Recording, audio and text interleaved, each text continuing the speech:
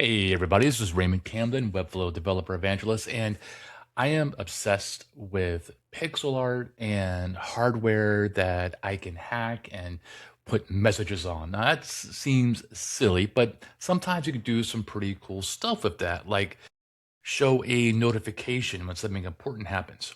So let me show you an example of what I'm doing with a bit of hardware I recently got. So this is the Pixoo 64. It is a 64 by 64 pixel art screen that you could hang on your wall.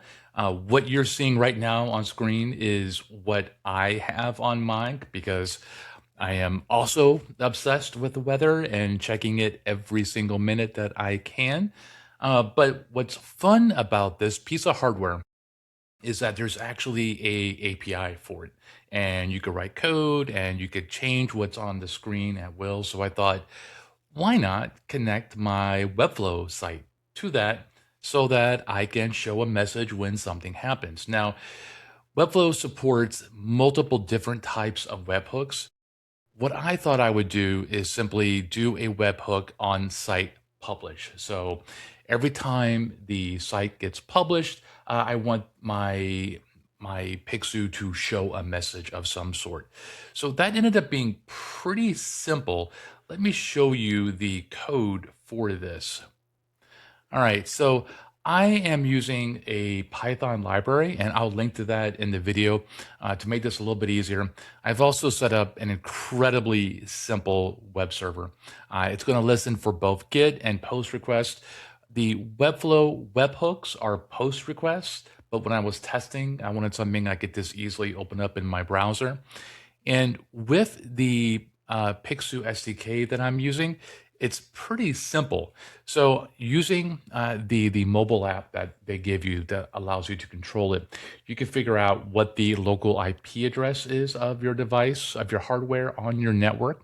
So once I have that, all I gotta do is say, hey, take this image, draw it, take some text and put it in this particular position.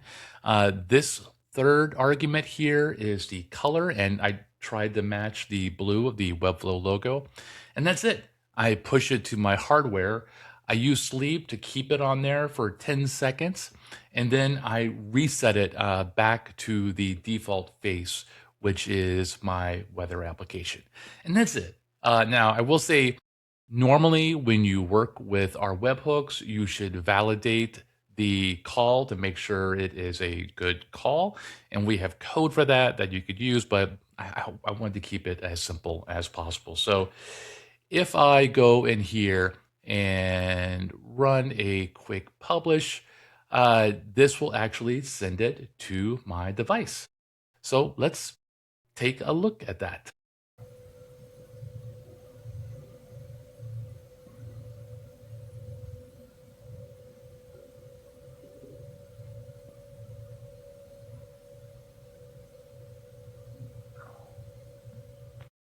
Okay, so I hope you thought that was cool. I thought it was cool. We do support multiple different types of webhooks, so you could do things like, for example, on a e-commerce sale or something else, or form submission.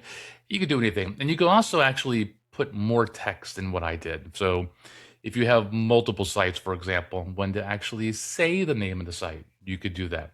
You could also replace that Webflow logo with perhaps whatever your company or site logo is as well. Anyway, let me know what you think. This was a bit of fun and enjoy.